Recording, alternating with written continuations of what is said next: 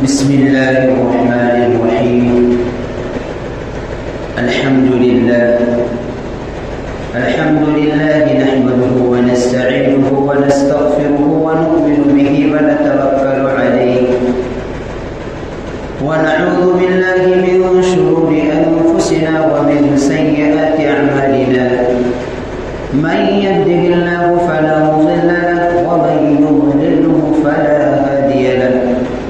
ونشهد أن لا إله إلا الله وحده لا شريك له.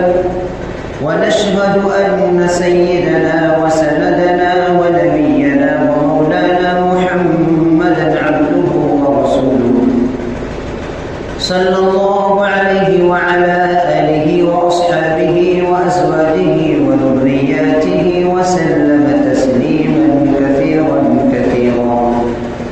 أما بعد، أعوذ بالله من الشيطان الرجيم. بسم الله الرحمن الرحيم.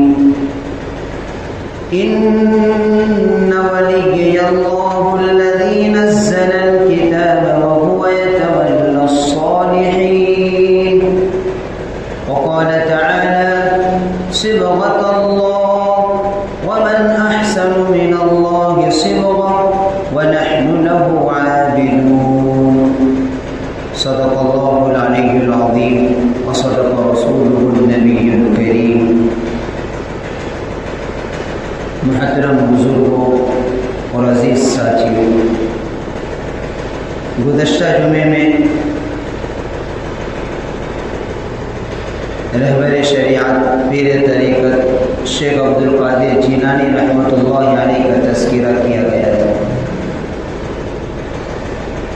آج کے جمعے میں فاتح ہند حضرت معین الدین چشتی اجمیری رحمۃ اللہ علیہ کا مختصر تذکرہ ہوگا. اللہ تبارک و تعالیٰ کا یہ نظام ہے کہ اللہ رب العزت نے اس دنیا کے اندر ایسی ہستیاں پیدا فرمائی ہے جن کے ذریعے سے ہزاروں نہیں لاکھوں لوگوں کو فائدہ پہنچا. ان میں حضرت معین الدین چشتی رحمۃ اللہ علیہ بھی ہیں، جن کو بہت سے لوگ اجمیری بابا کے نام سے جانتے ہیں. ہمارے ملک ہندوستان کے اندر جو اسلام آیا وہ حضرت معین الدین چشتی اجمیری رحمۃ اللہ علیہ کے ذریعے سے آیا. یہ اصل میں ہندوستان کے رہنے والے نہیں تھے، یہ عراق کے علاقے سے آئے تھے، اور ان کا نام اصل میں حسن تھا. معین الدین یہ ان کا لقب ہے. اور اللہ تبارک و تعالیٰ نے ان کو علم بھی عطا فرمایا تھا، اور علم باطن اور علم ظاہر دونوں میں کمال درجے کی مہارت حاصل. بہت ہی اعلیٰ پائے کے بزرگ تھے، اور ان کو اللہ تبارک و تعالیٰ نے کرامات بھی اور کشف و کرامات سے بھی نوازا تھا. ان کے بے شمار واقعات ملتے ہیں کہ ایک مرتبہ جب انہوں نے دہلی سے اجمیر کا سفر کیا، اور اجمیر کے مقام کو چونکہ اس وقت اونٹوں کا زمانہ تھا، لوگ اونٹوں پر سفر کیا کرتے تھے،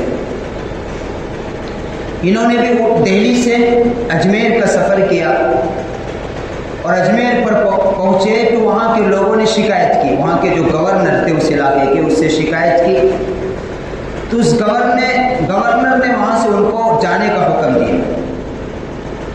تو انہوں نے جاتے وقت ایک جملہ کہا کہ تم نے مجھے یہاں سے جانے دیا، تمہارے جو استبل ہیں یعنی یہ جو گھوڑے گدھے ہیں جب یہ بیٹھیں گے تو بیٹھے ہی رہ جائیں گے.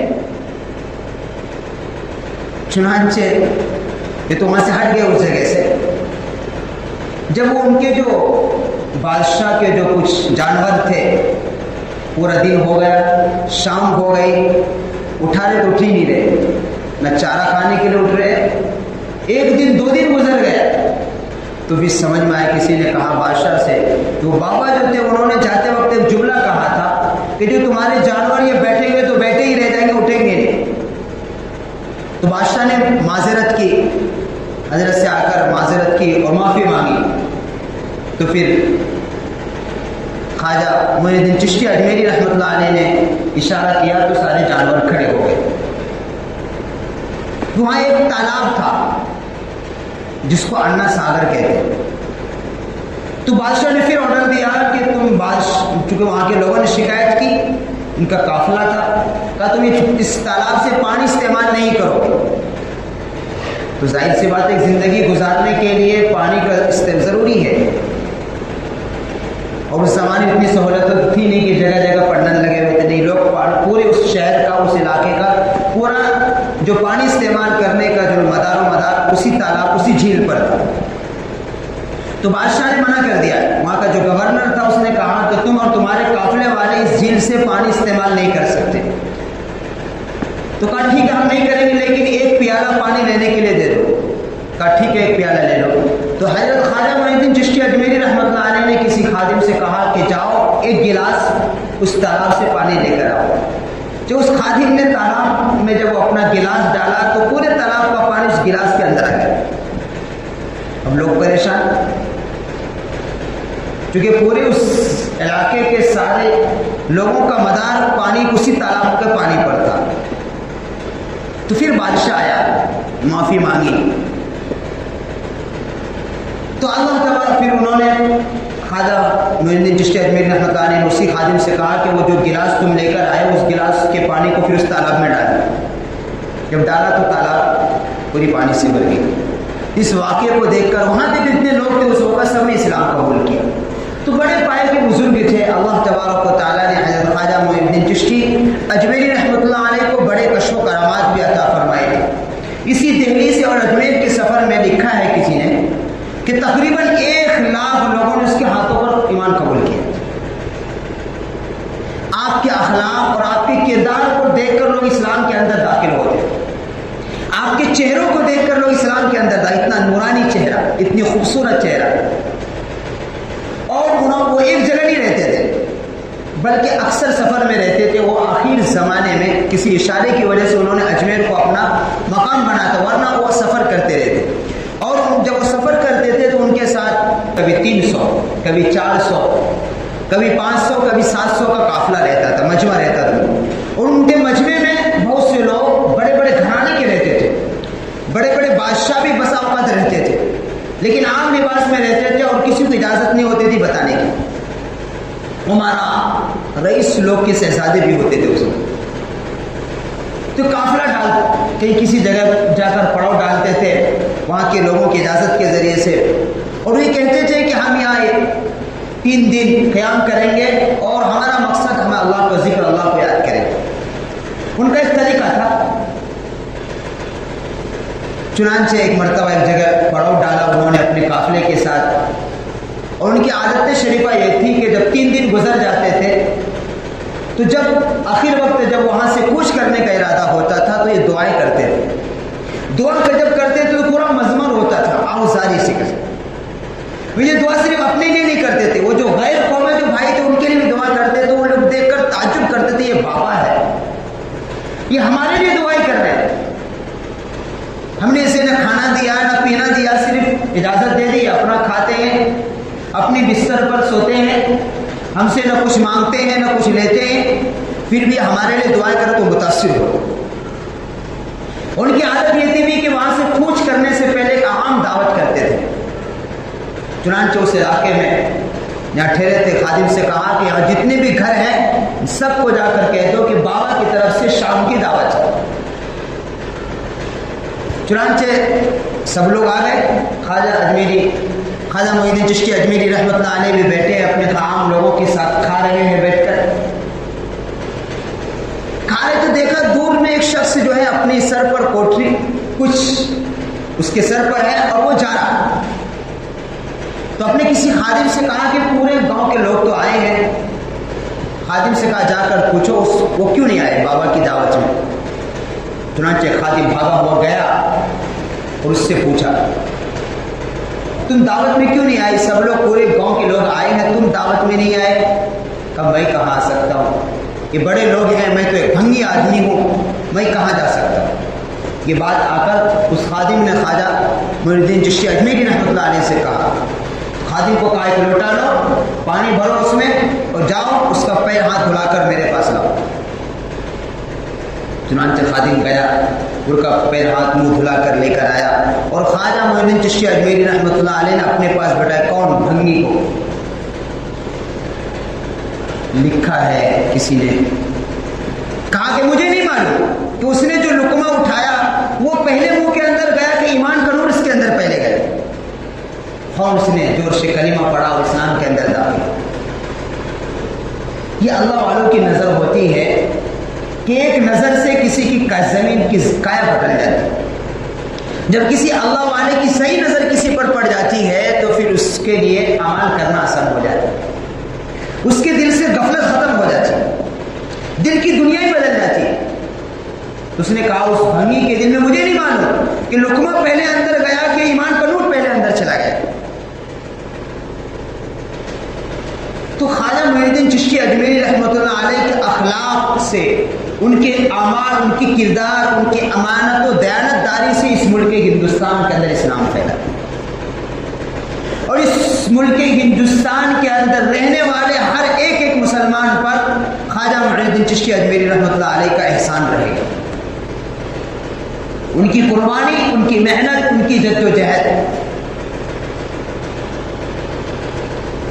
عام طور پر آدمی، ہم لوگ عام مزاج ہے، کون بیٹھانا چاہتے، کون بھنگی کسے کہتے ہیں؟ جو گلیز چیز صاف کر کے پھینکتا آتا ہے، ہمارے ادھر اسے کہتے ہیں، یعنی معلوم آپ لوگ کسے کہتے ہیں؟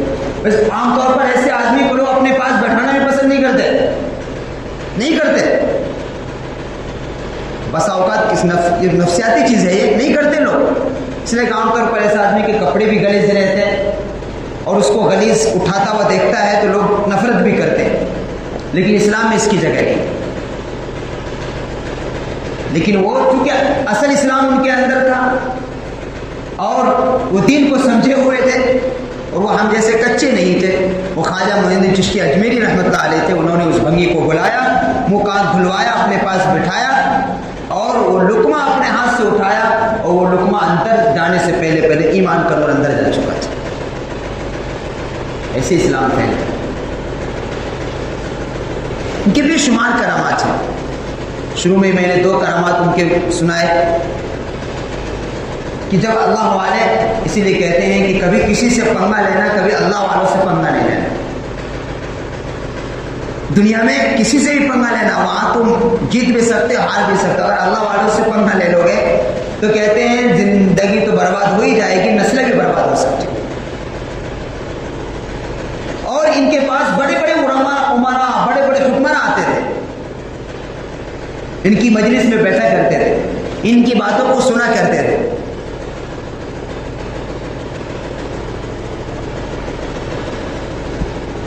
تو میں یہ کہہ رہا تھا کہ اللہ کا نظام ہے کہ اس دنیا کے اندر یہ اولیاء اللہ کا نظام، جب تک یہ دنیا باقی رہے گی اللہ کا نظام چلتا رہے گا۔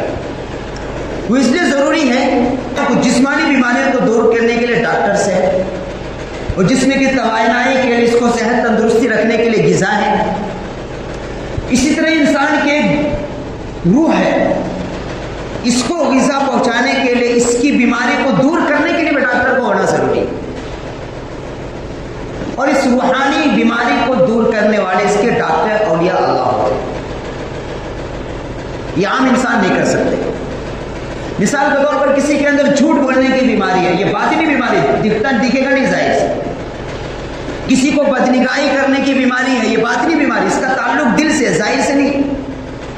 جھوٹ بولنے کی، گالی دینے کی، دھوکہ دہی کرنے کی، چغلی کرنے کی، یہ جو وہ بیماریاں ہیں جو دل کی بیماری ہوتی ہے، جو چھپی رہتی ہے۔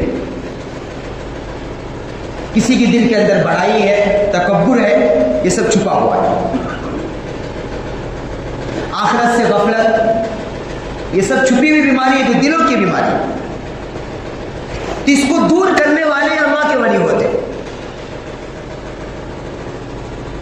ہر ایک نہیں کر سکتا۔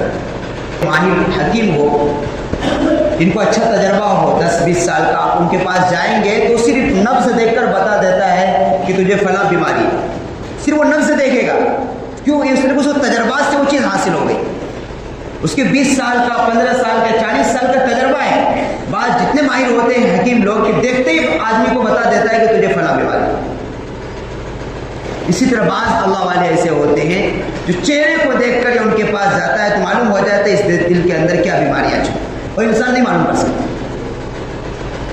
اور جب تک اس دل کی بیماریاں صاف نہیں ہوں گی، وہ ختم نہیں ہوں گی، تو جب تک انسان کو اللہ کا قرب حاصل نہیں ہو سکتا. یہ اللہ کا نظام ہے کہ کچھ ایسے اللہ کے مخصوص بندے ہوتے ہیں جو دلوں کی بیماریوں کو دور کرتے ہیں. ان کے ذریعے سے جب ان کی مجلسوں میں جاتے ہیں، جو لوگ جب ان سے اپنا خاص تعلق رکھتے ہیں، اصلاحی تعلق ان کی، تو پھر اس تعلق کی وجہ سے، ان کی تعلیم و تربیت کی وجہ سے کیا ہوتا ہے، دلوں کی بیماریاں ختم ہوتی ہیں. تو اس زمانے کے اندر بہت ضروری ہے کہ کسی کامل اللہ والے سے اپنا تعلق ہو، تاکہ دل کی جو بیماریاں ہیں وہ ختم ہو. اور جب اللہ والوں سے تعلق ہوگا، اصلاحی تعلق قائم ہوگا، تو صحیح معنوں میں ایک انسان کا ربط اللہ سے جڑے. وہ کیا کرتے ہیں، اس دل کا تعلق اللہ سے جوڑتے ہیں. یہ مقصد ہوتا ہے. اللہ والے کیا کرتے ہیں، وہ اس دل کا کنیکشن اللہ سے جوڑ دیتے ہیں، اور اتنا مضبوط جڑ جاتا ہے پھر انسان سے غفلت ختم ہو جاتی ہے. یہی خواجہ معین الدین چشتی اجمیری رحمۃ اللہ علیہ نے اس ملک ہندوستان کے اندر کیا کہ یہاں لاکھوں لوگوں کے دلوں کو پاک، ان کے ذریعے سے اللہ تبارک و تعالیٰ نے لاکھوں لوگوں کو شرکوں سے، کفر سے اللہ تبارک و تعالیٰ نے ان کے ذریعے سے نجات عطا فرمائے، ایمان کی دولت نصیب فرمائے.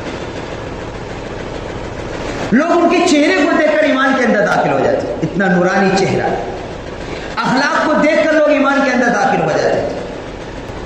ایک انگریز خواجہ معین الدین چشتی اجمیری رحمۃ اللہ علیہ کے مزار پر گیا. وہاں سے آ کر اس نے باہر کہا کہ ایک آدمی ہے جو زمین کے اندر ہے لیکن وہ حکومت باہر کے سب کے دلوں پر کر رہا ہے. انگریز جیسا آدمی جا کر وہاں کی نورانیت کو محسوس کر لیا کہ آدمی تو زمین کے اندر ہے لیکن وہ باہر کے دلوں پر حکومت کر رہا ہے. اور خواجہ معین الدین چشتی اجمیری رحمۃ اللہ علیہ، پوری دنیا سے لوگ کہاں کہاں سے آتے ہیں، ان کے مزار پر جاتے ہیں. تو دلوں کی تو حکومت ہے، جہاں بھی جاتے تھے لوگوں کو دلوں کے فتح کر لیتے تھے. اور اصل محبت، اصل حکومت اسی دل کی ہوتی ہے. عام طور پر آج کو یہ حکمران لوگ ہیں، لوگ جو ظاہر میں ان کی عزت کرتے ہیں، یہ تو اس کی عزت ایسی ہے جیسے مثال کے طور پر ہم یہاں بیٹھے ہیں نا، جیسے کوئی آفیسر آتا ہے، آپ دیکھیں گے کہ جو اس سے نیچے جو ہوتے ہیں سب کھڑے ہو جاتے ہیں، اس کا سلوٹ کرتے ہیں، ایک عزت ان کو دیتے ہیں، سمجھتے ہماری عزت کر رہے ہیں. تو اس کے ہمارے اللہ علیہ نے سمجھا وہ ایسا ہے. مثال کے طور پر وہ لوگ حقیقت میں عزت نہیں کرتے، وہی لوگ جو ان کو آخر میں سلوٹ کرتے ہیں اس کے پیچھے ان کو گالیاں دیتے ہیں. افسر کہتے کیسا سخت مزاج ہے، ذرا بھی ہمیں ٹائم نہیں دیتا، پیچھے پڑا رہتا ہے.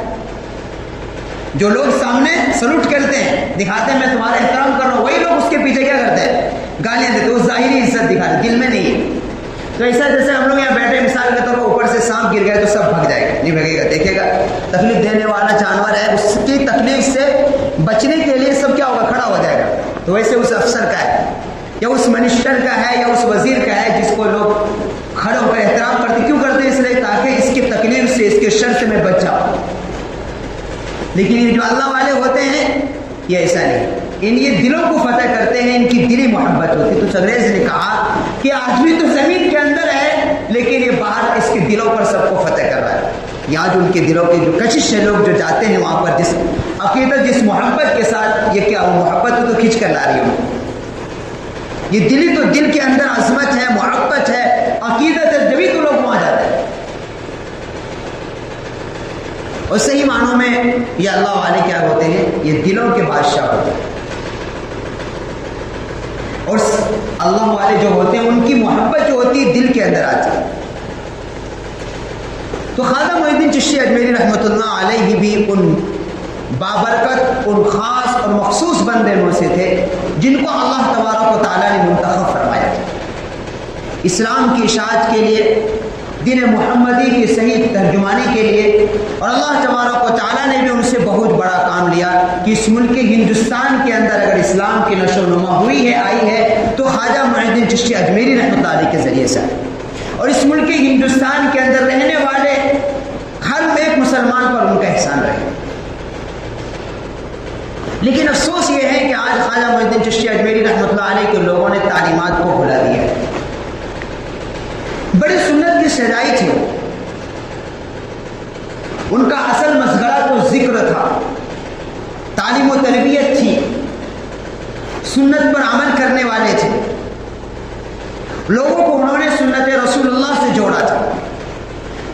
سے جوڑا تھا، لوگوں سے کہ دلوں سے غفلت ہٹا کر اللہ سے کنیکشن کیا تھا، یہ کام تھا وہ۔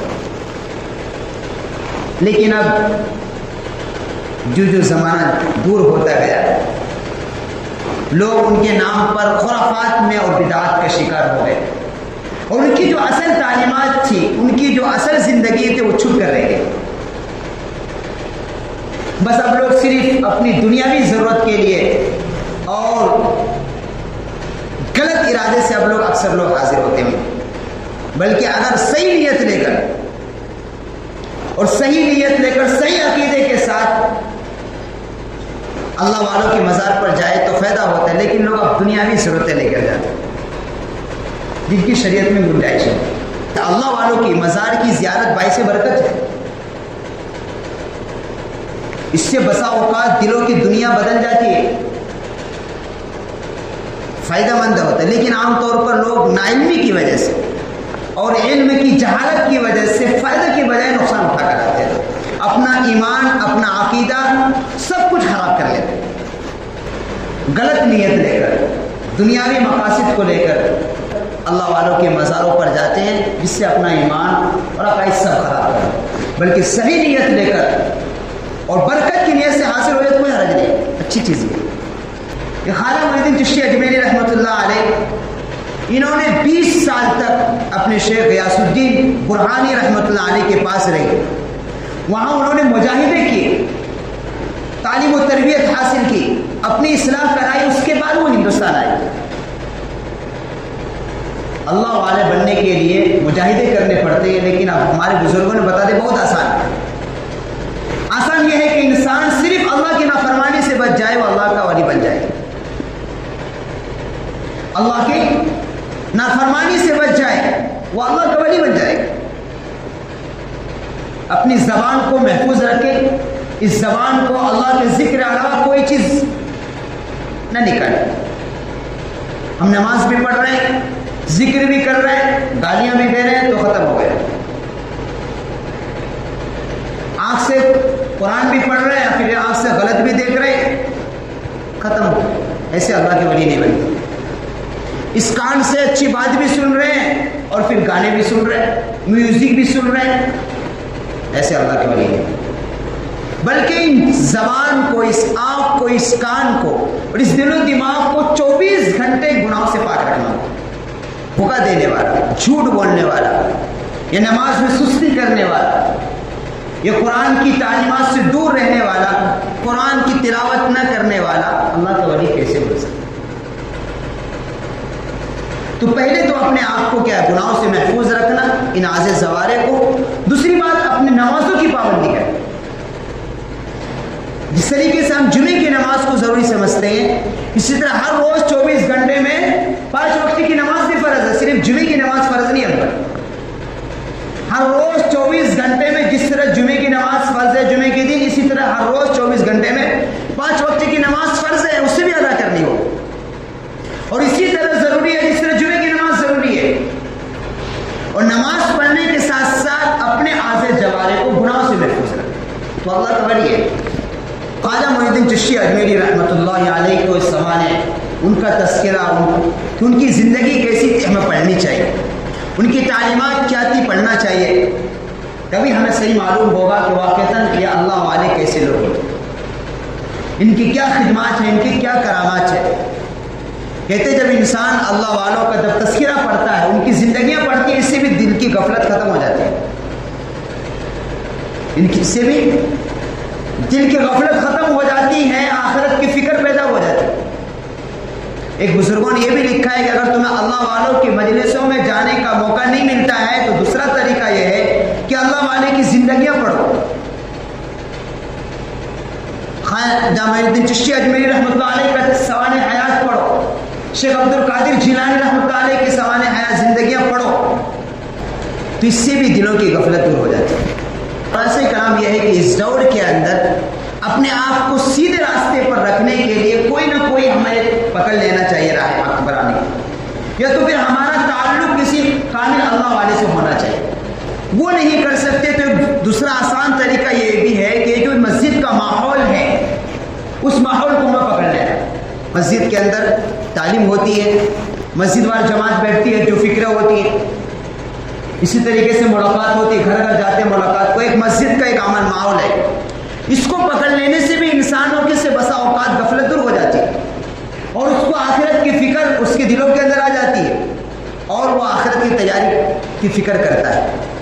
اور اگر ہم مسجد کے ماحول سے دور رہے، اللہ والوں سے بھی ہمارا تعلق نہیں ہے، تو پھر اس دور کے اندر اپنے آپ کو گناہوں سے بچانا اور آخرت کی تیاری کرنا بہت مشکل ہے، نہیں کر پائے۔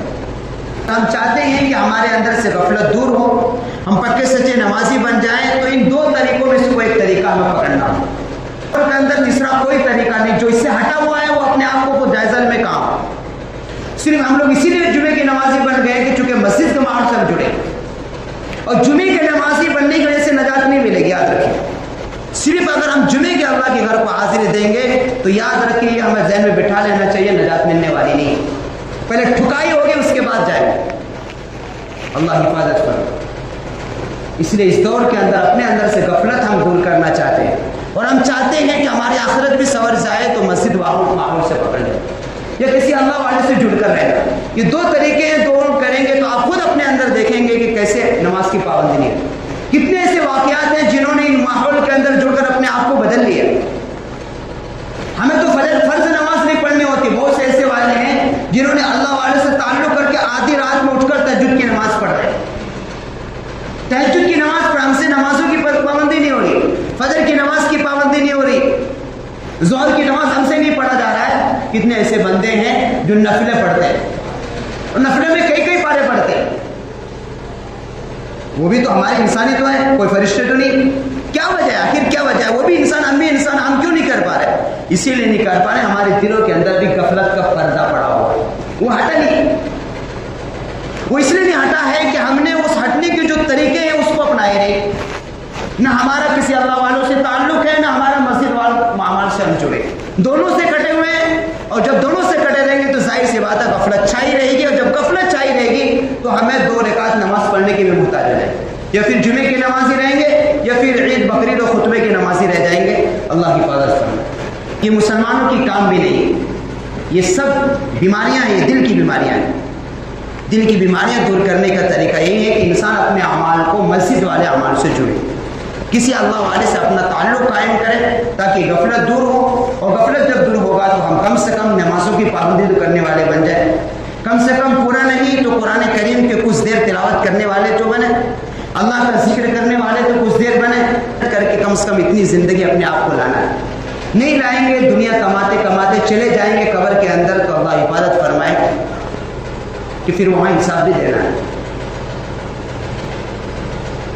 اللہ تبارک و تعالی ہم سب کو سمجھ عطا فرمائی، عقل سلیم عطا فرمائی، خود فیصلہ کرنا ہے کہ ہم زندگی کیسی گزار رہے ہیں اور کیسی گزارنی چاہیے۔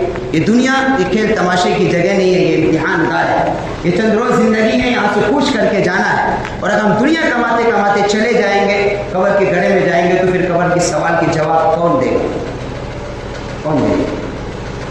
میدان حشر کے سوال کی جواب کی تیاری کون کرے گا؟ جنت میں جانے کا توشہ کون تیار کرے گا؟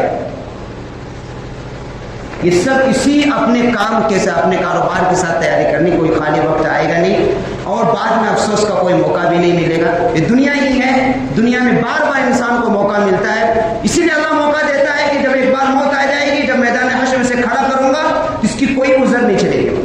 اللہ بار بار ہمیں موقع دیتا ہے۔ یہ جمعے کا دن بھی اسی میں سے ایک دن ہے کہ اس دن انسان تہیہ کرے، عہد کرے کہ ہم نے پچھلے جمعے سے آج تک کتنی نافرمانیاں کی، اور ان کی توبہ کرے اور عہد کرے کہ اب جو زندگی گزاروں گا انشاءاللہ اللہ کے حکم کو۔ یہ عہد کرنے کا ہے۔ یہ جمعے کو متعلق ڈرا کرتے تھے تمام اللہ والے کہ جمعے جب بھی قیامت قائم ہوگی، جمعے کے دن قائم ہوگا، اور جمعے کے دن بھی ہمارا حساب